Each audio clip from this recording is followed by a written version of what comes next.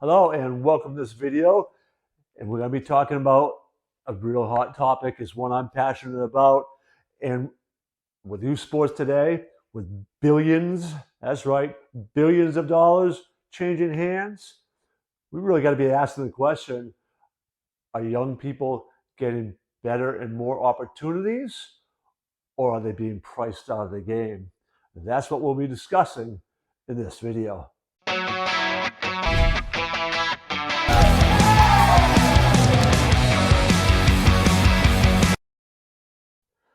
All right, this is a emotional topic for some people, but it's a really important one. So some questions we got to ask as we delve into this topic is how did it get to be a $30 billion a year business? And these travel teams, why are they so expensive and who are they leaving behind? What's been the impact on communities and community athletic programs? Who's making the money? And then how do we reclaim youth sports for the youth? All those things and more is what we'll be talking about in this video. How did youth sports become a $30 billion business? Well, it kind of began, and might be a slight oversimplification of this, but essentially there was a need. There was a need from college coaches, and there's a need from parents, particularly parents from smaller regions or communities and stuff, to get noticed, right? If you were a really good baseball player growing up in New England, which is where I grew up, you didn't really have much opportunity to showcase your events to some of these big schools.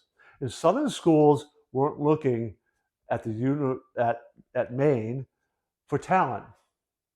That was until back in the 1980s, where the University of Maine had a run of several College World Series appearances in a row, pretty much with all Maine boys, New England boys, like 99% New England boys.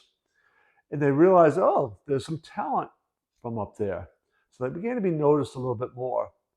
But then the business people began to understand. Somebody saw, wait a minute, if we can bring the coaches, and this is more than just baseball and hockey, it's all of them, basketball. If we can bring all these college coaches to one tournament, one event, and even maybe have some skills and drills things so the coaches can see the athleticisms behind these athletes and then put them in games against each other. We'll have these regional tournaments, and I will charge so much per team to be here, and I will guarantee that they are going to be in front of these top tier coaches, these D1 coaches, and might even get some pro scouts there. Thus, this idea of these big tournaments was kind of born. With those, now people, the more locally, are going, we need to put together a team so these kids can go to these different tournaments, these tournament fees. So you start a travel baseball club, same can be said for basketball and soccer. You have certain tournaments that you know you want your kids to get to. Well, each of those tournaments has a team fee, and they aren't cheap. So you know you've got to cover that tournament fee. You're in it to make a profit and run your facility, practice fields, equipment, uniforms, make a profit, all of that. That begins to add up. Then you want to specialize coaching. If you're really going to separate yourselves, you want to have more than just one coach available. So these elite programs, $10,000 to $20,000 is not uncommon at all for these parents to be spending on a well-known top program. Bottom end, $2,000 to $3,000 is very, very typical. If you want to have a summer league, basketball, soccer, it doesn't matter, whatever the sport, right? You're going to be spending a few $1,000s. There's a group of fathers that I know who took a team to this big tournament in Cooperstown, New York, Little League age boys. It wasn't Little League affiliated, but it's a big deal. It draws teams from all over the country. So Little League age, 10 to 12-year-olds. And there was a team that they played against from California that the families there said, yeah, we still got about 30 more games to go in our season. We play 150 games a year. 150 games a year for Little League age boys. Professionals, right? Minor leaguers don't play 150 games. The pros do. They play 162. Minor leaguers don't play 150 games. You have got 12-year-old and younger kids playing 150 games. 12 years old. When it gets to that level, what happens to the local little leagues? What happens to the local pee-wee soccer leagues and all? If you are taking these top players at a young age, yeah, but parents and other people, oh yeah, he's good. I want them on my travel team too. Oh yes, definitely. You start traveling around. With them gone, the incentive for other families and kids begins to die out because you need some of that top tier talent to help bring attendance, volunteer coaches, and the kids want to be around that talent too, that level. It's fun to play with them, to be able to say, yeah, I played with Johnny, and when they're gone, local leagues collapse. I'll use Little League as an example again because it's had its lowest levels of participation in decades. I have a friend who's down in South Carolina, didn't really have that as an option. Little League was not a viable option. Travel baseball was it. And then they had all the politics involved with trying to get his son onto a travel team and whether his son was going to get playing time or not.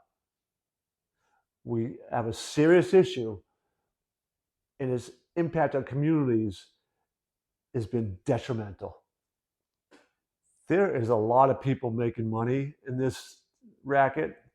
You even have big equity firms buying up the rights to these tournaments. Think about that for a moment, right? So you have a few small firms who are controlling some of the largest and biggest tournaments around. When you follow the money, so to speak, well, let me give you an example locally where a travel baseball program. It was started with high school team, right? We're going to go to these tournaments. Well, they got enough kids to have two teams. So this was upper level. The junior year was the big one, right? That was when most of the kids were juniors in high school because that's when you want the college coaches to see you. Some sophomores. Well, then they begin to add freshmen, and they go to two teams, and then middle school, and then upper elementary school and middle school. Now there is 6 teams. Those 6 teams of about 20 on the roster, $2,000 each. You can begin to do the math on the person who's running this, right? He is a full-time teacher and a varsity coach. And this is his side business. It's not a bad side business. Never mind the coaching that he does on the side, right? So you've got, at the local level, you've got these people making money, making a good living. This is what they do. They aren't necessarily getting rich. But then you have these big tournament operators. And like I said, when they start getting bought up by these equity firms, you know there's money being made out there. And then the hotels with travel teams coming in, there's a lot of people making a lot of money. If we want to reclaim youth sports and get kids involved again and impact our communities, I'm going to speak to you parents, right? Before middle school, even I think through middle school, a large extent, there is no need to be spending thousands of dollars for travel sports. Don't do it. I made the mistake. I did it with my oldest son, 8th grade, right? Like, that was a bad investment. Didn't get anything that was really promised. And we still had I actually helped grow the Babe Ruth, right? Took it from 4 teams in our town to 12 teams by combining this with some local towns right nearby. All 3 of my boys said it was a blast playing that because they were playing with some of their rivals and against kids at the rivals. My youngest, who also did travel baseball, he didn't do it again until his junior year in high school in order to try to get seen by some more college coaches. Even then, he could have been probably just as well served if we still had a really good Legion program. American Legion, and again, I'm talking baseball, but you can apply the principles to other sports. American Legion had a great structured program. They didn't see the things coming. They could have really adapted to take some of these showcase ideas and still keep Legion intact. They didn't, and the cost has been a decline of the number of kids who are, even through high school, playing local sports. And it's a shame. It begins with the parents. We've got to stop it, and we've got to say no. All right, we just wrapped up a video that I'm a little passionate about because I think it's a shame what's been happening to some really great youth sports organizations. Whether you agree with me or not, I do encourage you to check out my other videos because you know what? It all is about learning, and we can agree sometimes to disagree. I would also encourage you to check out some other videos. In particular, are overzealous parents ruining youth sports? That would go right along with the topic we just had. Come back and see us in another video.